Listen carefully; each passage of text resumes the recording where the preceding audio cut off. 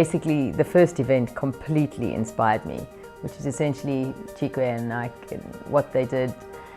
For me, two guys, they just made a decision. They wanted to continue a conversation, a dialogue about just sharing ideas about how just completely distorted the news that we receive here is, about Africa, how many inspiring stories there are to share, and just giving people a platform to be able to go and meet other people without any sort of pressure, just to share some sort of inspiration. So you kind of you knock off each other in that kind of way, and then you take away a little bit.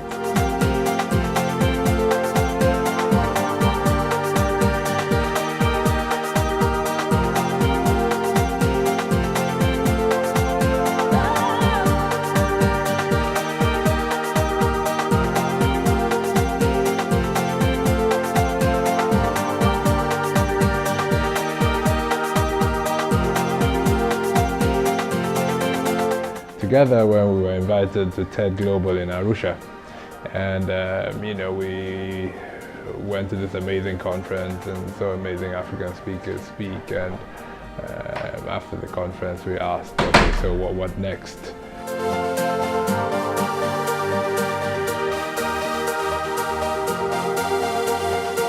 In 2009, the TED organization said they would offer licenses to people to organize TEDx events. And Chikwe said, why don't we organize one that focuses on continuing the conversations that started in Arusha?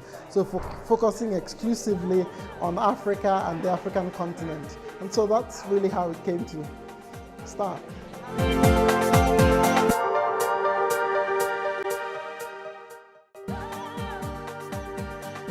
I think my expectations are just to continue to hear different perspectives as to what's going on the continent and different ways that people can get involved. And so really trying to hopefully counterbalance some of the negative stereotypes that continue to be out there in the media in terms of the perception of Africa and the portrayal of Africa to the rest of the world. So, I'm looking forward to hearing just innovative thinking. I'm hoping to hear some very ambitious, capable people come up with some real-life solutions that each of us can implement day to day, and things that we can just take away on how to really improve the situation and get us into a leading position. I'm looking forward to mixing with similarly minded Africans based in London. I'm hoping that I'm going to be inspired. I'm hoping to go away with new ideas that will hopefully inspire me to write new music. I expect to learn a lot of things, and I expect to have the world see what's happening in Africa, and that we're not a sleepy backwater.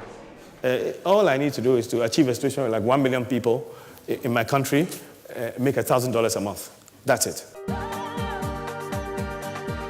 And today is my work made out of tree bark. Yes.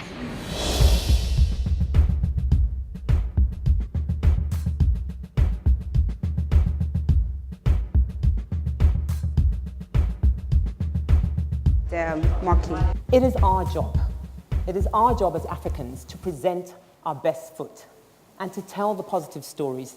But I think Lola really tugged at my heart. That part of the problem, especially with our young boys, is that sometimes they do get sex education in school, but we're not talking about sexual violence. We're not talking about the damage that it does to the young women in Africa. I think that Mr. Kola Karim, Entrepreneurship. Entrepreneurship is just that act of being able to identify a market and try to tie a product that you could devise to fit that market. That's the act of entrepreneurship. Simple. I'm really looking forward to hearing Arnold Ekpe speak. Now, the reality of it is, the empirical evidence is that no foreigners ever developed a country. The nationals develop their own countries. I like Lord Boateng as well. And reimagining Africa.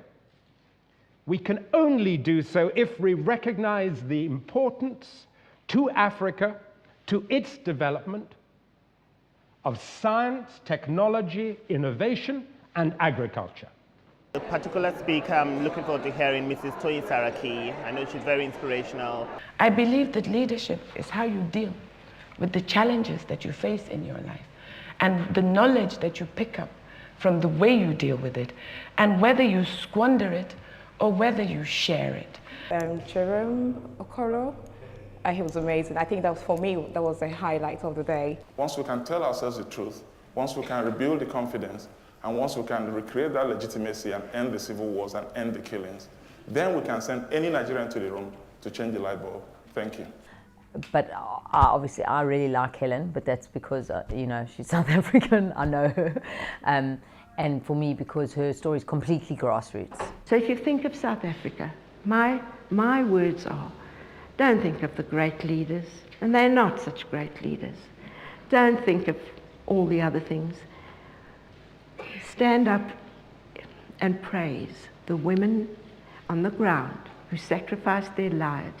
And there were many, whether thousands, because we have on record over 1 million children that have passed through their hands, not through mine.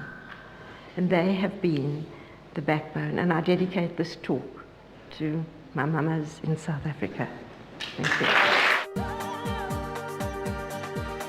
I think this afternoon has exceeded my expectations. It's been absolutely fabulous. I've had a brilliant afternoon. I've been challenged, inspired, you know, asked to debate and question, and it's been brilliant. It's really exceeded all of my expectations.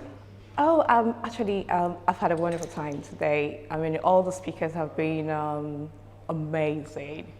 And I'm completely inspired and in awe of all the speakers, and I feel like I'm getting back to who I am and feel rejuvenated about the continent, and that there are positive things coming out of the continent, positive people, positive ideas, and I feel inspired, and hopefully I can take something from this experience and go forward. Depicting us as educated people, thinking people, inspiring people, inspired people, and you know, a continent full of ideas and potential. So I would say that it met my expectations and, you know, definitely exceeded. And actually it's exceeded my expectations, I think. Well, I really hope that people leave here thinking about how they can contribute to changing some aspect of Africa or improving some aspect of Africa. And I also want people to leave inspired. I think that's, you know, a really important way to get people motivated to do things. And I hope today inspires. We must find, develop, ask the questions that will allow our children and our grandchildren to rip them down, to stand on stages and say, we must move beyond that.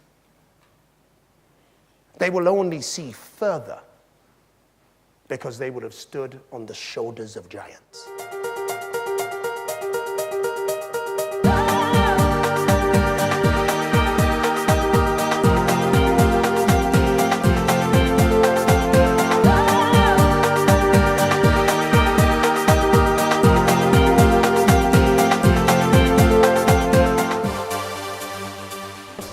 Next year, we hope to have even more people, have a bigger venue, have more speakers, and, you know, basically just sort of continue the tradition of excellence that we've started.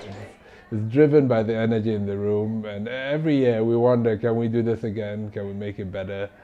What can we do? But at the end of the day, we know we've got something here that we can't let go of, because the spirit is so strong from the people in the room, from the speakers, and that's what drives it. Our vision, I would say, is really to just inspire change in Africa. That's all it's all about. We want TEDxEuston to play a role in inspiring change all across Africa, and if we can provide a platform for us to tell our own stories in our own way, then we've done our job. Until lions learn to write, hunters will tell their stories for them.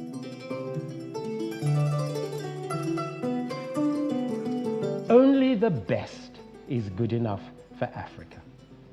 Only the best is good enough for Africa.